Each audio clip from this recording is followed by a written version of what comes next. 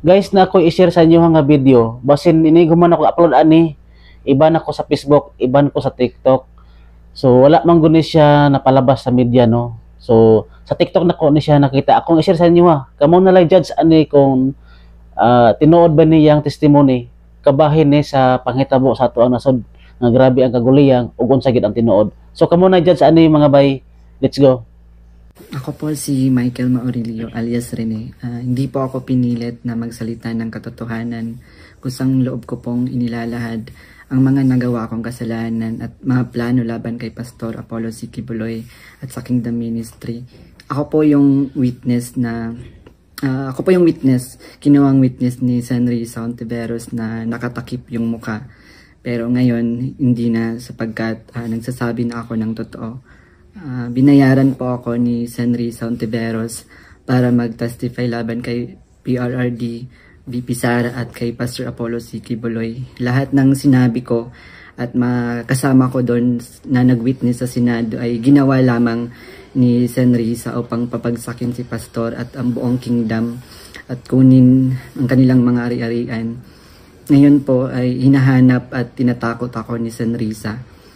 Ako po ay dating full-time worker ng Kingdom of Jesus Christ na pinamumunuan ni Pastor Apollo Kibuloy. Na-convert ako noong 2015 at naging full-time noong 2019 kung saan na-assign po ako sa Glory Mountain sa Davao City. Lumabas po ako ng 2021, ngunit nagpaalam po ako ng maayos at pinayagan naman ako ng Kingdom dahil may balak po akong bumalik pagkatapos ng ilang taon.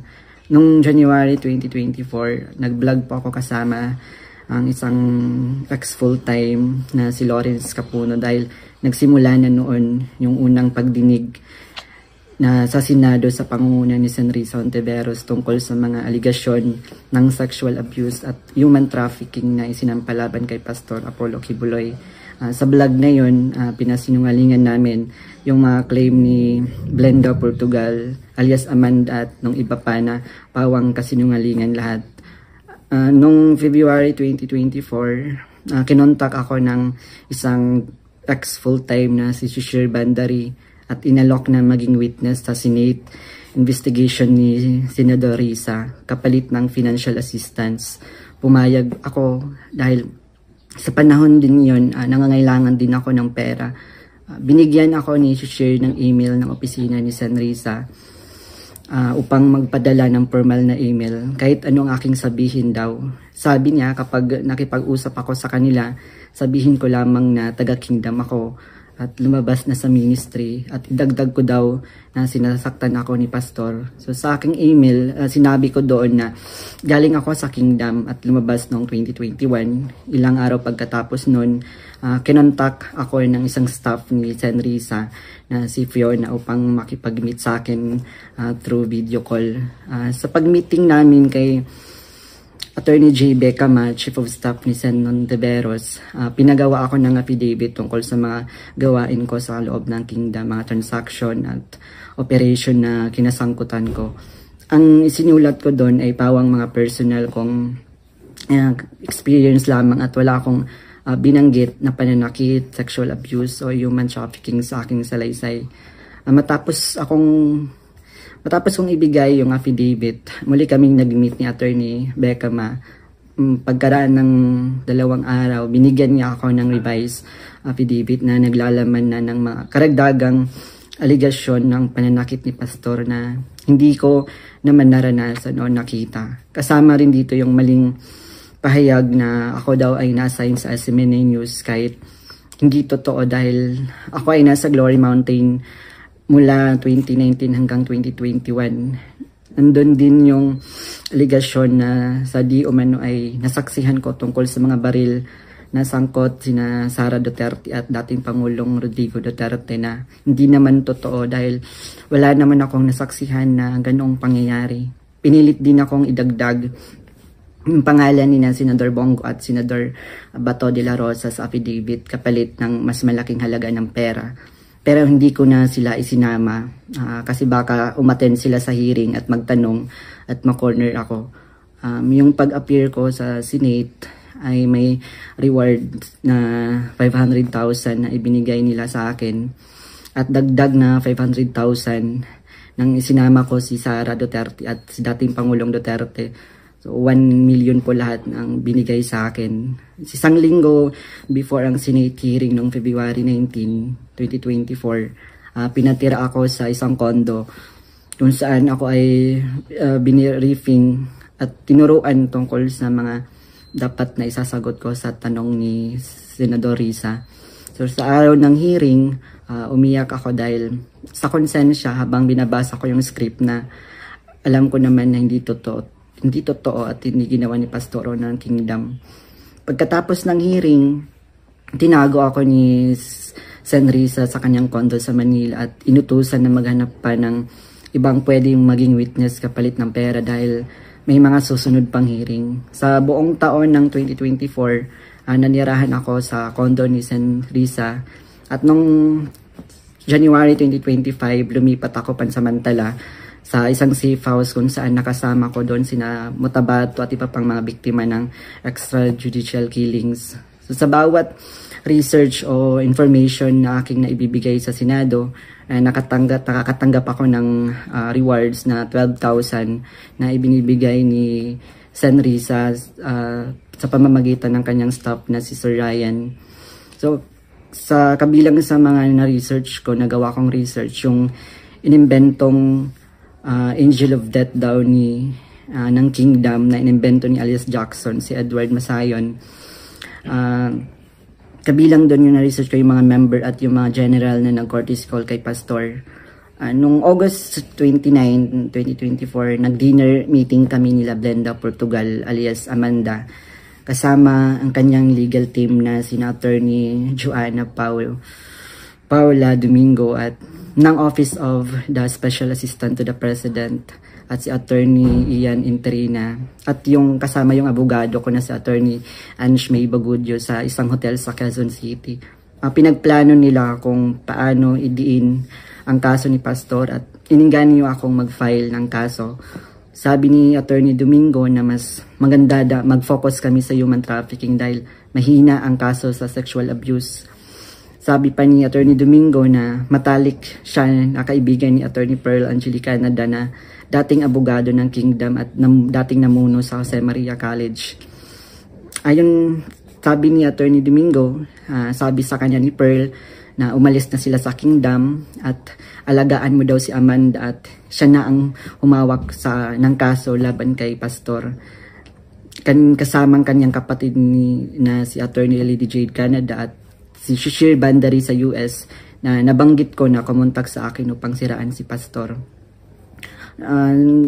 Dagdag pa ni Attorney Domingo na gumagamit sila ng private jet mula kay Secretary Antonio Lagdameo papuntang Davao para sa kaso ni alias Amanda dahil sabi ni Attorney Domingo ito ay para sa seguridad nila sapagkat may natatanggap daw silang security threat. Nung mga panahong iyon, nagkaroon din kami ng pag-uusap ni alias Amanda, si Blenda Portugal, kung saan tinanong ko siya tungkol sa kalagayan ng kanyang kaso sa sexual abuse at human trafficking. Sinabi niya sa akin na mahina daw talaga yung kaso sa sexual abuse sa Pasig at gusto na niyang sumuko. Kaya lang may mga nagsusulsul daw sa kanya na ituloy pa rin yung kaso. Nakiusap niya lang siya sa akin na tulungan ko siyang maging witness sa kanyang kaso sa human trafficking. At nanghingi pa siya ng ebidensya kung meron daw akong naipon or naitago ng mga patunay sa sexual abuse. So, ipiniliwanag ko sa kanya na wala akong ebidensya dahil hindi ako kasama sa mga pangyayaring iyon dahil nagsimula lamang ako bilang full-time noong 2019 at hindi rin ako biktima ni Pastor kaya wala akong maibibigay na ebidensya. Tinabi ni alias Amanda na mag-focus na lang ako sa human trafficking at maghanap ng mga ebidensya kung mayroon pa akong naitatagong impormasyon. Sinabi ko sa kanya na maghahanap ako ngunit wala talaga akong ebidensya dahil hindi naman talaga totoo ang mga aligasyon. Sabi ni Attorney Domingo na hinahanapan daw nila ng butas upang makasuhan at madisbar si Attorney Israelito Torion upang mawala na daw ito dahil sabi niya magaling daw ito. So sa panahon ng KOG Sage sa Davao City noong August 24 hanggang September 8, 2024, everyday kami nagmi-meeting. kasama yung mga staff ni Senrisa, yung PNP, CIDG, nandun yung US Embassy, yung NBI, ang Department of Justice, at yung mga tumiwalag sa kingdom mula sa Amerika na sina Ann Lagerder at Arlene Stone. Pinag-uusapan ang plano kung paano ma-extradite or ma-extraordinary rendition si Pastor sa US at paano pabagsakin ng kingdom. Ang pangunahing pinag-uusapan mga meeting ay ang plano sakaling mahuli si Pastor ay ang plano ay agad siyang extradite sa US at bawiin ang kaso na isinampa ni alias Amanda upang mapabilis ang extradition ni Pastor kapag siya ay nahuli. Subalit hindi ito natuloy dahil sa pag-aalala sa US na maaaring manalo si Donald Trump sa panahong iyon na nagdulot ng paghina ng kanilang connection sa gobyerno ng US. So dahil dito, nang mahuli si Pastor, wala na silang pagkakataon na ma-extradite siya. Kaya naman nagutos si Senrisa Ontiveros sa amin na labanan ang kaso dito sa Pilipinas laban kay Pastor at sa lahat ng mga administrator ng kingdom upang tuluyang pabagsakin ang kingdom. So tinatanong kami ng paulit-ulit kung may alam kami tungkol sa isang bunker daw nung panahon ng KOG Siege dahil kapag nahanap daw nila si Pastor, babahan ng pera at may bahagi kami doon. Ang bunker ang pangunahing hinahanap kaya't pinuntahan nila ang lahat ng mga posibleng lugar. Ngunit sa katotohanan, wala talagang bunker sa kingdom, lalo na sa central headquarters. Ang mga updates tungkol sa mga ito ay galing sa kasalukuyang PNP Chief General Nicolas Torre na siyang nangunguna sa bawat meeting namin at nagtatanong tungkol sa lokasyon ng bunker. Kasama ko rin sa mga meeting na yon sina Edward Masayon alias Jackson na pumasok sa Kingdom Compound na nagkunwaring pulis dahil siya daw ang nakakaalam kung saan ang bunker. Kasagsagan ng Sage, nag-message sa akin si Fiona, staff ni Risa, na sa pamamagitan ng WhatsApp na sinabi niya na dapat ko daw tanggalin sa kaso ko si June Andrade dahil isa daw siya sa amin na nagbibigay siya ng mahalagang impormasyon. So ipinaalam ko sa kanya na ipapasa ko muna ito sa aking abogado. Pero ngunit isang linggo pagkatapos nun, tinanong ulit ako kung may contact ako sa kingdom dahil hindi na raw mahanap si June Andrade. Hanggang ngayon, hindi na siya natanggal sa kasong pinafile sa akin. Noong November 5, 2024, nagkaroon kami ng meeting kasama sina Undersecretary Nicolas T. ng Department of Justice at 4 pang prosecutors. Ang naalala ko doon si Prosecutor Olivia Torrevillas, si alias Amanda, kanyang mga abogados, Attorney Domingo at si Attorney Ian, 3 representative from NBI, 2 lawyer at 1 agent. Ang sabi ni Yusek sa amin, bawat isa sa amin na nag-witness sa Senate investigation na ginawa ni Risa ay may naka-assign na mga administrator ng kingdom na kakasuhan namin. Meron reward na 1 million pesos kung magfa-file kami ng kaso laban sa kanila upang tuluyan na daw masira at mawala ang kingdom at makuha na nila yung mga ari-arian ni Pastor at ng kingdom. So sa akin, naka-assign yung 2 administrator na sina Eleanor Cardona at si Marlon Rosete. Pati na rin yung 2 key person ng SMNI na si Cristina San Pedro at si Hannah Jane Sancho. May 2 ministers, si Carlo Catiil at si Rico Mandin, at coordinators na sina Grace Mandin at si Corazon Dupalag. At yung kay alias Jackson naman, yung naka-assign sa kanya, yung mga lalaking administrator, katulad nila Marlon Nacobo, nasalit si Sister Elizabeth Carion. And kay alias Jerome naman, naka-assign sa kanya yung mga administrator ng mga babae na sina Neneng Lizada at si Teresita Dandan. So sa iba't ibang araw na mga meeting namin, kasama ko yung mga dating full-time worker ng kingdom na lumabas dahil sa mga nagawang kasalanan sa loob ng ministry.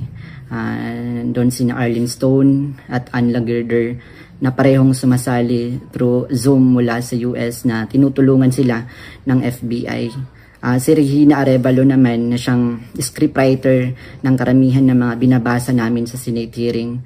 Pati na rin yung mga kasama kong mga fake witness na sina Tirao alias David, si Edward Masayon alias Jackson, si Juar Olimba alias Jerome, si Renita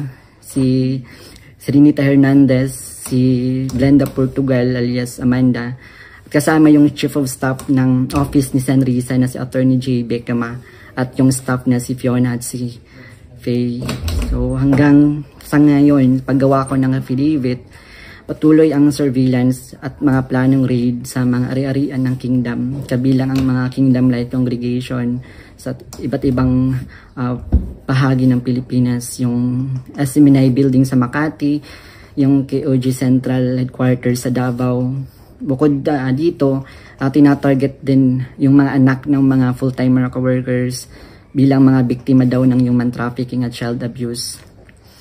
Ngayon po ay lumalabas ako upang ilahad ang katotohanan na ang lahat ng ito ay gawa-gawang kaso at plano lamang pabagsakin si Pastor at ang buong Kingdom Ministry at kunin ang kanilang mga ari-arian.